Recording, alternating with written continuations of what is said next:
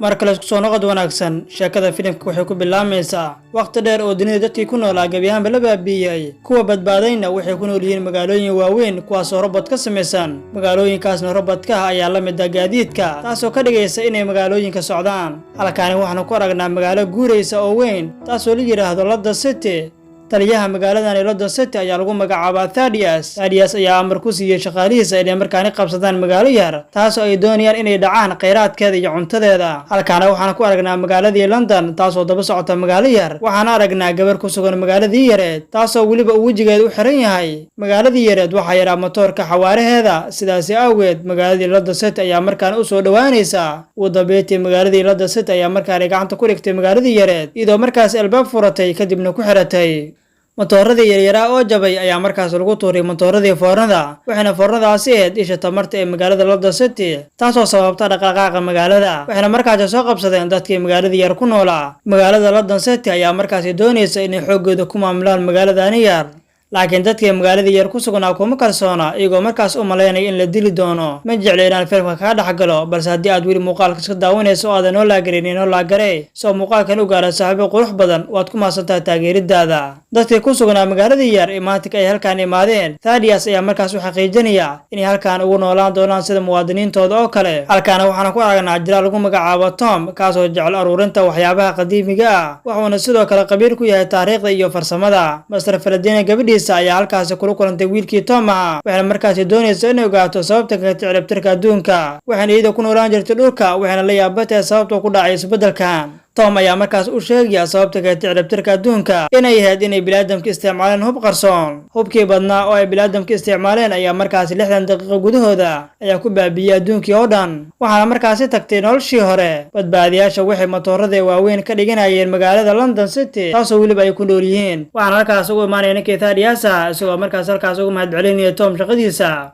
Thaddeus ayaa markaas weydiinay ninkii Tom ma waxaad rabtay inaad noqoto dooliye waxaana sidoo kale weydiinayaa ma heshay tababar kugu filan haddaba maxaad u bilaabi weysay cilmi baaristaasi Tom ayaa markaas u sheegay duruufaha isaga haystay taasoo waliba ka hor istaagtay inuu markaas rumeeyo riyooyinkiisa markaana waxaan aragnaa gabadhii afka duubneed waxayna markaana soo qalatay midi iyadoo markaas doonaysa inay markaana soo afjarto ninkii Thaddeus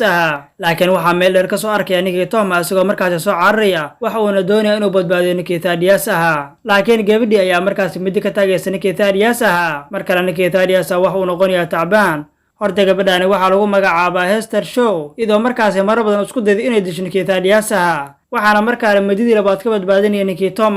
laakiin gabadhii markaana waxay bilowday inay cararto waxaana markaana soo dabagalaya ninkii Tom waxayna markaas gabadhii iska duuraysaa meel darbi laakiin waxaa si dhaqso u qabanaya ninkii Tom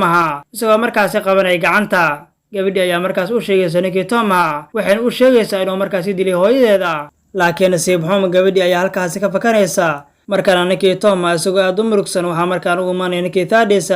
waxuuna u sheegayaa ninkii Tom inuu markaas kala walsan yahay gabadhaani Thaddeus ayaa markaas u sheegaya inay gabadhaan markasta ku tilmaami jirtay nin dilaa laakiin markaan Thaddeus waxa waa mid khiyaanoola waxuuna markaan Tom ku dabagedinayaa meeshii ceelkeed isagoo markaas halkaas ka tuuraya dhan kale gabadhii Thaddeus ayaa markaas halkaas imaanaysa waxayna aabeeda weydiinaysaa ninkii Tom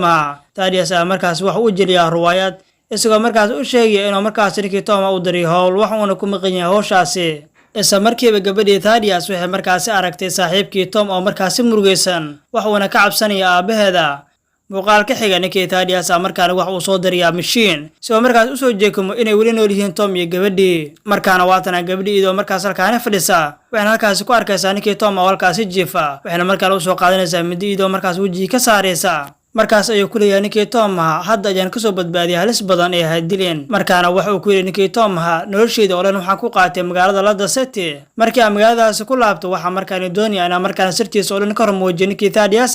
maxaa yeelay wuxuu isku dayay inuu aniga dilo markaana gabadhii Hester ayaa ka aqbashay arrintaasi waxayna halkaas ku arkaysaa ninkii Thaddeus oo markaas ka shaqeynaya mashruucii tamarta qarsoodida dhammaan mashruucan sirta oo si qorsada u sameynaya ninkan Thaddeus xitaa saraakiisha sare ee Thaddeus ma oga arrinkaani mana ka warqabaan mana jirin cid kale oo halkaan booqan karta marka laga reebo Thaddeus waxaana goobtaasi loo xadiday ammaankeeda si aan caadi ahayn laakiin Thaddeus waxa hore u soo hanjabay Hester isagoo markaas u maleynayay inay caqabad ku noqon karto shaqada mashruuciisa Thaddeus ayaa markaas dhakhtarkii la shaqeynaya ayaa wax uu kula talinaya inuu markaas la kulmo maxbuus ku jiro xabsiga badda waana bahal weyn oo mar walba qaata magaca Hester Shaw waxa uuna rabaa inuu markaas dilo gabadhaas Hester Shaw Thaddeus ayaa isla markiiba soo dhaqaajinaya waxa uu markaas soo aadaya oo markaas uu la socdo bahalkaas indhaha cagaaran iniisa waxay ahaayeen kuwa cagaar ah kuwaasoo weliba u muuqda kuwa argagax leh Thaddeus waxa uu sii deenayaa bahalkii isagoo markaas ugu talagalay inuu markaas soo dilo gabadhii Hester ahayd waxa kuwana markaan Hester iyo Tom waxayna markaan Hester siinaysaa rooti qadiimi ah markaan habeenkii waa ay jiifteen sidii ay markaas Hester u jiiftay waxay markaan arkaysaa ninkii Tom oo qaylinaya waxayna halkaas ku arkeen magaalo guureysa oo iftiimaysa laakiin intii aysan magaaladii soo gaareen waxa markaas soo weeraraya bahalkii waxayna markaan galayaan halis badan markaan waxaan aragnaa magaaladii Ladda City inkastoo markaas ay kulmeen gabadhii Thaddeus iyo saaxiibkii Tom waxay markaas ku dhahaysaa waxaan arkayay adigoo markaas saaran kor waxaana filayaa inaad arkaysid wax halkaas ka dhacayay waxuuna ku leeyahay waan arkayay maxaa yeelay ninkii Tom wax halkaas ka tuuray aabahaaga waxuuna aabaha doonayay inuu markaas ka taqaluso ninkii Tom waxuuna ka taqalusay isagoo markaas halkaas ka tuuray waxuuna u sheegay in markaan aabaheed uu sameynayo hub sir ah kuwaas oo ku weerari doona magaalooyinka kale isagoo markaas sidaas ku baabiin doona haddii uu midaas aabaheed sameeyo waxa markaas ku noolaan doona nolol xun haddii uu midaas aabaheed ku guuleysto waxa markaas jibin doona xuduudaha ay markaas sameeyaan hubkaani waxaana markaa la aragnaa Tom iyo gabadhii waxayna markaan ogaadeen inay markaan ku guuleysteen hadafkoodii kaasoo ah inay raacaan magaaladii ay arkayeen waxayna markaan ogaanayaan inay markaan ku xiran yihiin qol markaana waxay u sheegaysaa ninkii Tom inuu markaan furo albaabka kale si halkaan uga baxaan laakiin gabadhii Hester ahayd way boodi waysay iyadoo markaas uu lugteeda dhaawac ka soo gaaray waxayna ka codsatay inuu si halkaan ka bood oo halkaan siiga tago laakiin ninkii Tom ayaa ka diiday inuu ka tago saaxiibkiisa Hester markaana waxa gacanta ku dhigay dadka markaas magaalada lahaa waxayna markaas keenayaan meel dadka nool lagu gataa waxayna la macno tahay inay gal iibin doono isla markiiba waxa halkaas imaanaysa naag dambiile ah taasoo lagu doonista badan yahay magaalada Ladda City waxaana lagu magacaabaa Anna Vang asal ahaan Anna Vang waxay markaas ka soo horjeedaa ninkii Thaddeus iyo siyaasadiisa Ladda City Anna Vang ayaa markaas weerartay dadkii halkaan ku sugnaa waxaana halkaas ka badbaadiyay Hester iyo Tom iyadoo markaas ay naagtii baabisay dadkii halkaas ku sugnaa dhanka kale bahalkii indhaha cagaarna ayaa markaas halkaas soo gaaray laakiin markaan waxaan ogaanaynaa in markaan bahalkaas uu si fiican u gartay gabadhii Hester Shaw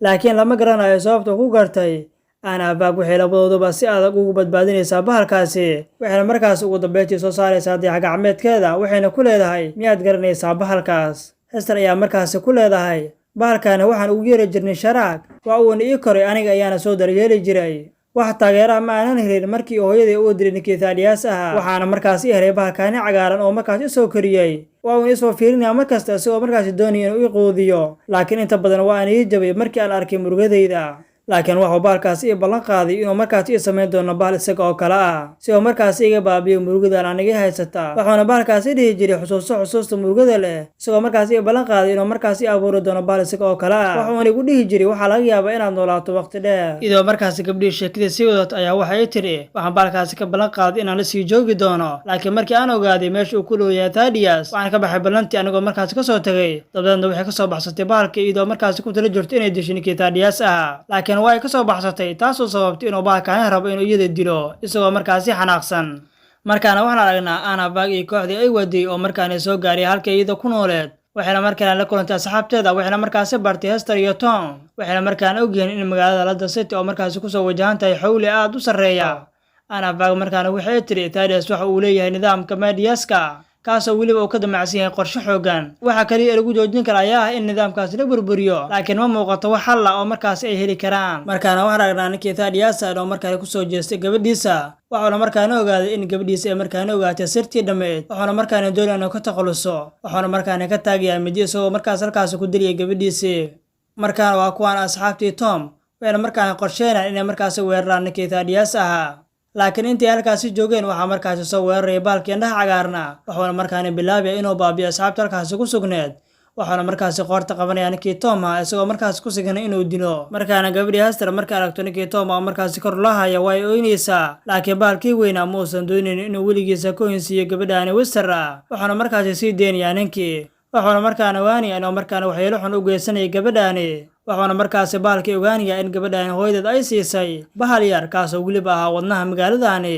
laakiin markaan iyagoo markaas oo bahalkii la socda ay markaan ugu dambeyntii soo dhaqaajiyeen iyagoo markaasi soo gaaray halkii oo markaani mashruucii qaldana uu ka waday ninkii Thaddeus ahaa. waxaana markaana aragnaa ninkii Thaddeus oo markaasi muraad ka dhex hadlaya, waxaana markaana ninkii Thaddeus diyaarinaya qoryihiisa isagoo markaasi doonaya inuu markaani iska dhiciyo wixii soo weerara. dadkiina waxa uu sheekeynayaa inuu markaan iyaga difaaci doono maxaa yeelay wax u nool yahay iyaga. dadkiina aad ay ugu faraxsiin maadaama uu ninkani yahay mid iyaga difaacaya. wayna soo dhaqaajeen iyagoo markaasi weerar ku soo qaaday ninkii Thaddeus ahaa. markaana waa kala ninkii Thaddeus isagoo markaasi ka hor yimid Anna Vang, laakiin markaana ninkii Thaddeus ayaa markaani ka takhalusay Anna Vang isagoo markaas halkaasi ku dilaya. laakiin isla markiiba waxaa markaasi biskoolad ku qabanaysa gabadhii Westered iyadoo markaasi doonaysa inay ka takhalusto. laakiin markaana waxaan ogaanaynaa inay markaani magaaladii oo dhan burburayso maxaa yeelay dadka oo dhan waa ay baabeen. inkastoo markaana ninkii Tom oo markaani duqeynaya magaaladii oo dhammeed waxaana markaani baabeenaya dhammaan magaaladii. inkastoo markaani gabadhii Westered iyo Thaddeus ay markaasi bilaabeen inay halkaasi ku dagaalamaan.